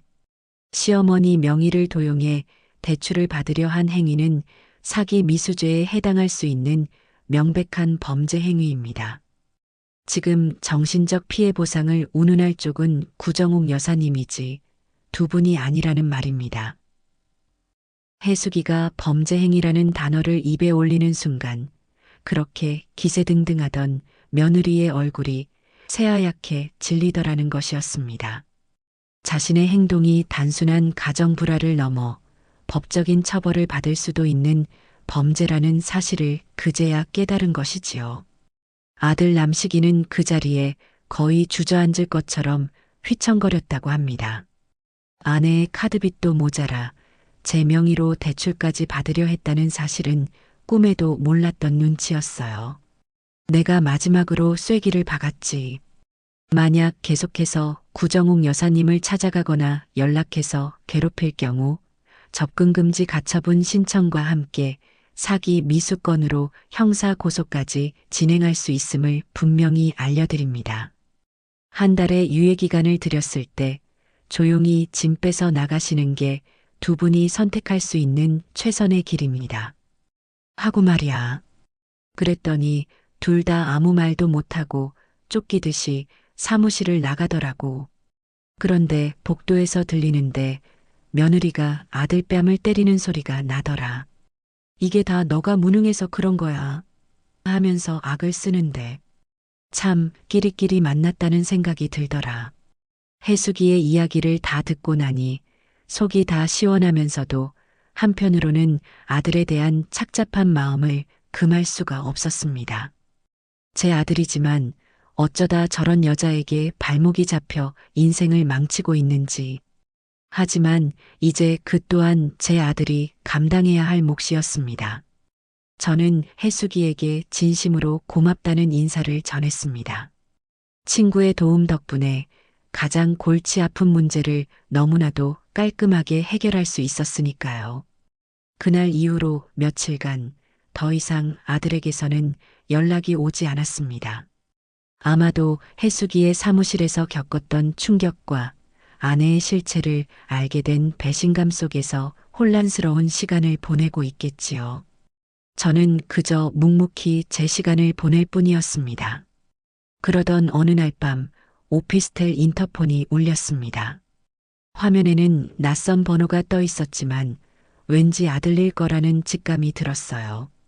망설이다 통화 버튼을 누르자 수화기 너머로 잔뜩 잠기고 갈라진 아들의 목소리가 들려왔습니다. 어머니, 저예요. 남식이. 무슨 일이니? 잠깐 얼굴만이라도 뵐 수 있을까요? 어머니 계신 곳 경비실 앞이에요. 5분이면 돼요. 제발요, 어머니. 아들의 목소리는 금방이라도 울음이 터질 것처럼 위태롭게 떨리고 있었습니다. 잠시 고민하던 저는 한숨을 쉬며 문을 열어주었습니다. 잠시 후 엘리베이터에서 내린 아들의 모습은 그야말로 처참했습니다. 며칠 만에 깡마른 얼굴은 수염으로 거뭇했고 값비싼 양복은 구겨질 대로 구겨져 있었어요. 마치 세상의 모든 짐을 짊어진 사람처럼 아들은 위태로운 걸음으로 제 앞에 다가왔습니다. 그리고는 아무 말 없이 제 앞에 무릎을 꿇었습니다. 어머니, 제가 다 잘못했어요. 정말 죄송합니다. 아들은 고개를 들지 못한 채 바닥에 엎드려 오열하기 시작했습니다. 어깨를 들썩이며 어린아이처럼 서럽게 우는 아들의 모습을 보니 제 마음도 편치만은 않았습니다. 저는 아들을 일으켜 세우는 대신 그저 차가운 목소리로 물었습니다. 무엇을 잘못했는지 이제는 알기나 하는 것이냐. 제 질문에 아들은 흐느끼며 그동안 있었던 모든 일들을 털어놓기 시작했습니다. 변호사 사무실에서 돌아온 날 지훈이와 크게 다투었다고 합니다. 모든 사실을 추궁하는 남식이에게 지훈이는 사과 대신 그래서 뭐 너가 돈만 잘 벌어왔어 봐. 내가 빚을 졌겠어? 라며 오히려 큰 소리를 쳤다는군요. 그 과정에서 그동안 숨겨왔던 모든 거짓말들이 터져나왔습니다. 회사에서 잘렸다는 사실, 카드빚이 알려진 것보다 훨씬 더 크다는 사실, 심지어는 남식이 몰래 비상금 통장에까지 손을 댔다는 사실까지. 제가 정말 바보였어요, 어머니. 지훈이가 하는 말이라면 뭐든지 다 믿었어요. 힘들다고, 스트레스 받는다고 해서 제가 더 잘해주지 못해서 그런 거라고 저 자신을 탓하기만 했어요. 어머니가 그렇게 여러 번 경고하셨는데도 저는 제 아내만 감싸기에 급급했죠. 어머니가 얼마나 외롭고 힘드셨을지 이제야 알겠습니다. 아들은 자신의 어리석음과 나약함을 고백하며 땅을 치고 후회했습니다. 저는 그런 아들의 모습을 그저 말없이 내려다보았습니다. 동정심이 들기도 했지만 한편으로는 이 혹독한 시련이 아들에게는 반드시 필요한 성장통이라는 생각이 들었어요. 한참을 울던 아들은 눈물로 젖은 얼굴을 들어 저를 바라보며 말했습니다. 어머니, 지훈이와는 더 이상은 못 살겠습니다. 이혼하겠습니다. 그러니 제발 저 좀 용서해 주세요.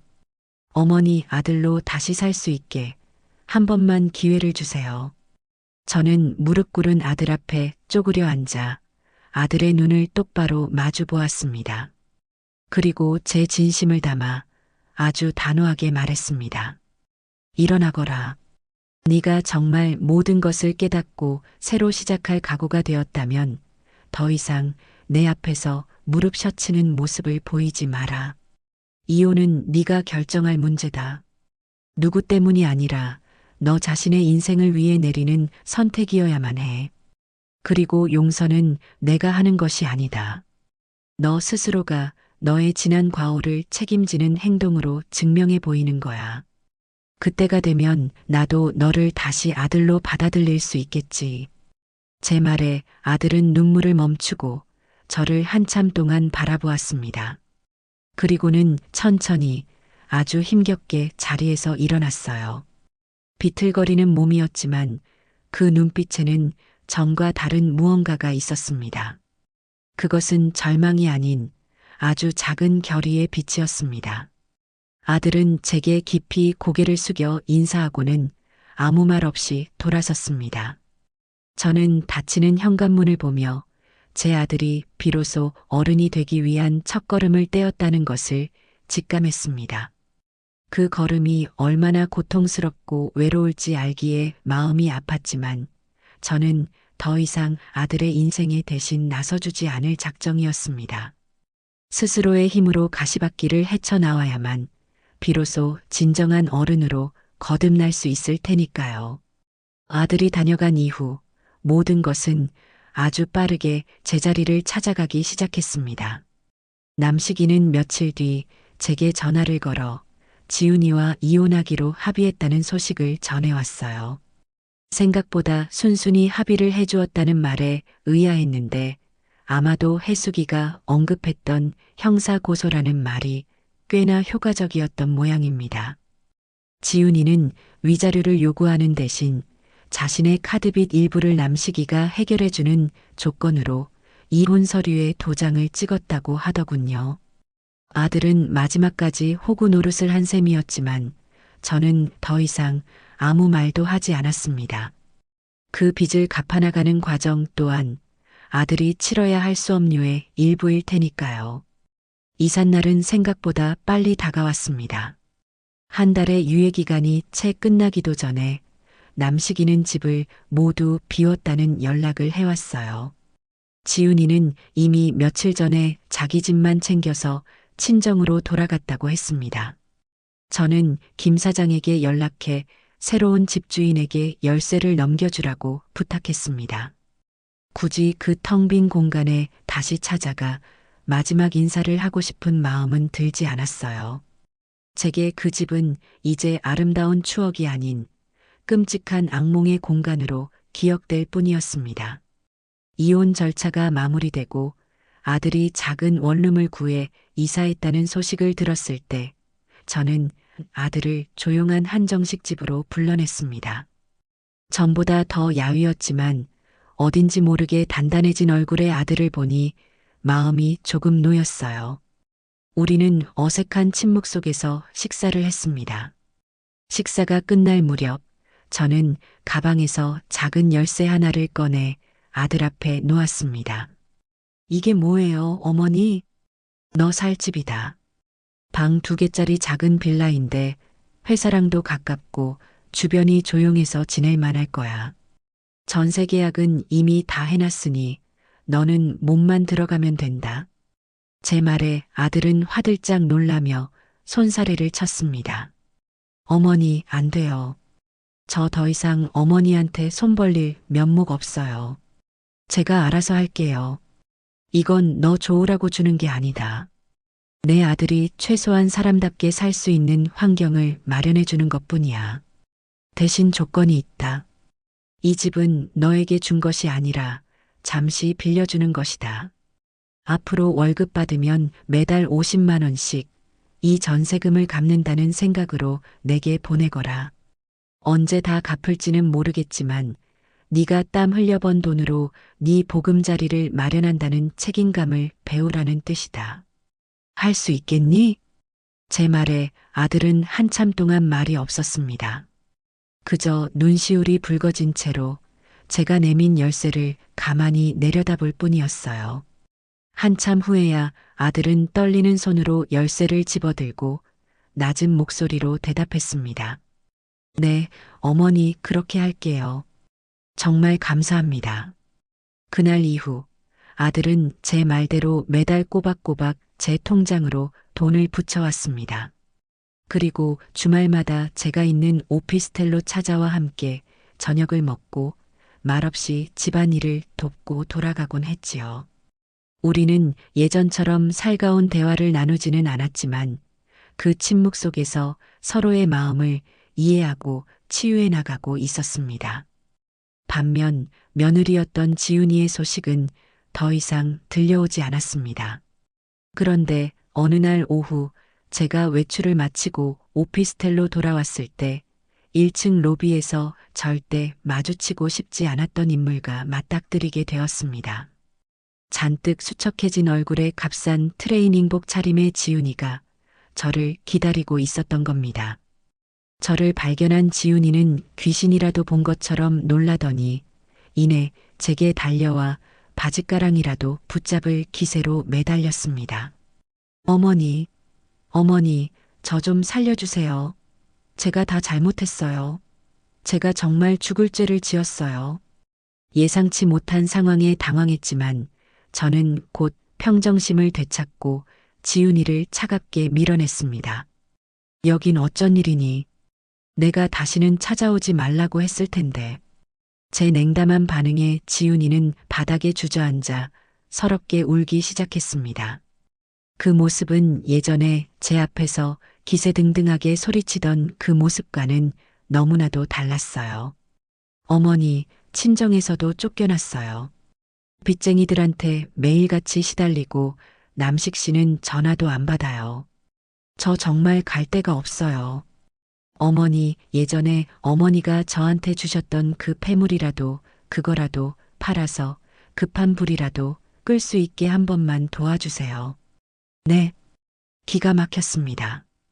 이미 이혼해서 남남이 된 마당에 예전에 제가 줬던 예물을 다시 내놓으라니요. 그 뻔뻔함은 여전하구나 싶어 헛웃음이 나왔습니다. 저는 더 이상 상종할 가치도 없다는 생각에 지갑에서 수표 한 장을 꺼내 지훈이의 얼굴에 던져주었습니다. 이 돈 받고 다시는 내 눈앞에 나타나지 마라.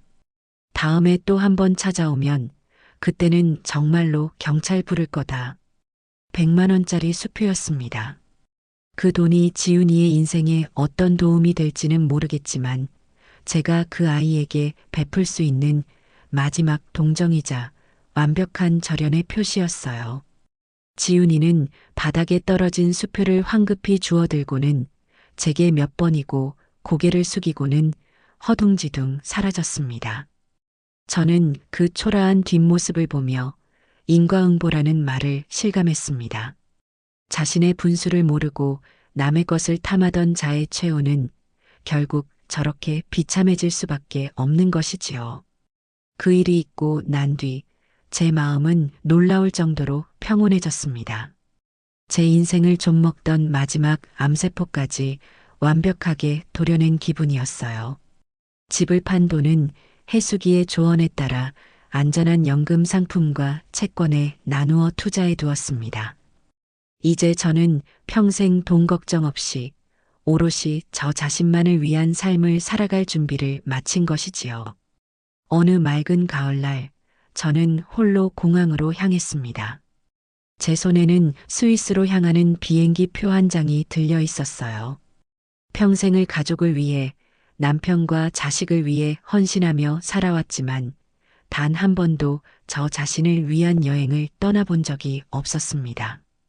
낯선 공항의 풍경, 분주하게 오가는 사람들, 그리고 이륙을 기다리는 비행기의 웅장한 모습.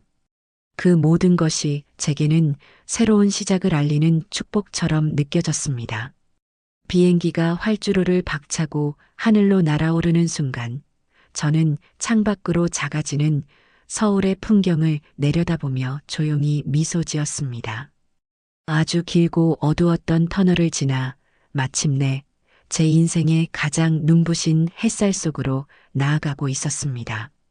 스위스의 공기는 제가 상상했던 것보다 훨씬 더 맑고 청량했습니다. 만년설이 쌓인 융프라우의 봉우리는 햇살을 바다보석처럼 빛났고 산자락 아래 그림처럼 펼쳐진 초록빛 언덕에서는 평화로운 종소리가 울려 퍼졌어요.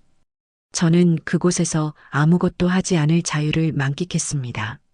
아침에 일어나면 따뜻한 커피 한 잔을 들고 발코니에 앉아 알프스의 풍경을 바라보았고, 낮에는 기차를 타고 이름 모를 작은 마을들을 여행하며 현지인들의 소박한 삶을 엿보았지요. 누구의 아내도 누구의 어머니도 아닌 오직 구정옥이라는 한 사람의 이름으로 보내는 시간들은 제게 온전한 치유와 휴식을 선물했습니다. 여행지에서 저는 오랜만에 친구들에게 엽서를 썼습니다. 저를 걱정해 주었던 영자와 수키 씨, 그리고 제 인생의 등대가 되어준 혜숙이에게요. 그리고 마지막으로 아들 남식이에게도 짧은 글을 남겼습니다. 아들아, 엄마는 잘 지낸다. 이곳 공기가 참 좋구나. 텔레비전에서만 보던 풍경 속에 직접 들어와 보니 마치 꿈을 꾸는 것 같아. 너도 밥 잘 챙겨 먹고 씩씩하게 지내고 있거라.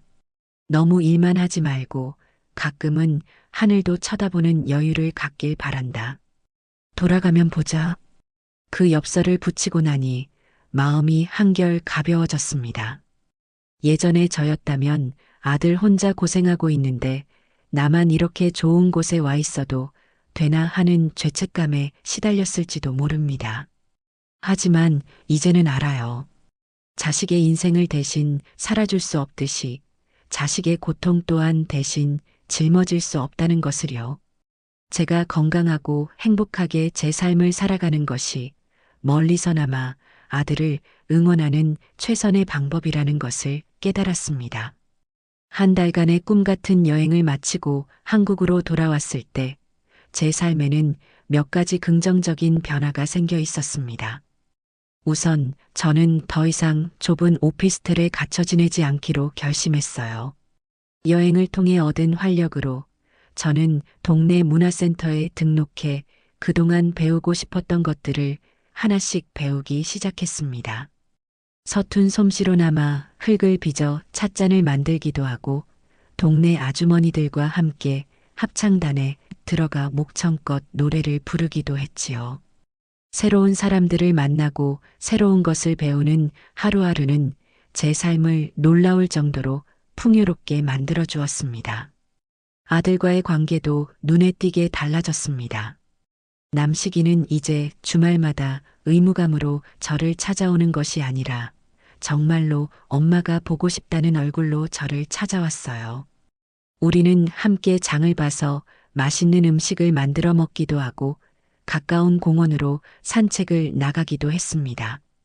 아들은 회사에서 있었던 소소한 일들을 제게 이야기해 주었고 저는 여행지에서 겪었던 재미있는 경험들을 들려주었지요. 우리는 비로소 서로의 삶을 존중하는 건강한 어른 대 어른으로서 그리고 세상에서 가장 가까운 친구로서 새로운 관계를 맺어가고 있었습니다. 어느 날 저녁 아들과 함께 거실에서 과일을 깎아 먹다가 문득 아들이 제게 물었습니다.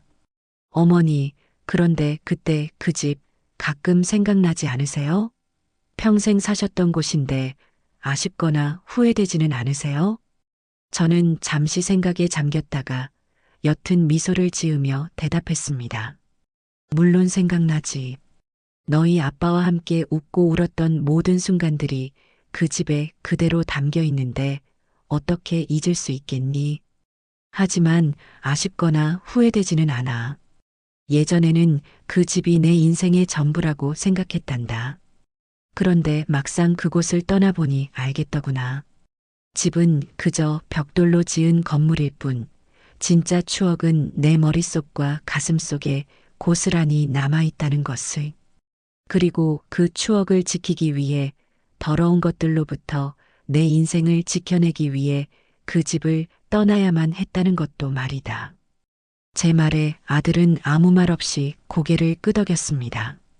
아마 아들도 이제는 제 선택을 온전히 이해하게 된 것이겠지요. 저는 가끔 창밖으로 반짝이는 도시의 야경을 내려다보며 제 인생을 되돌아보곤 합니다. 만약 그때 제가 며느리의 만행을 참고 아들의 어리석음을 용납하며 예전처럼 살아갔다면 어땠을까요?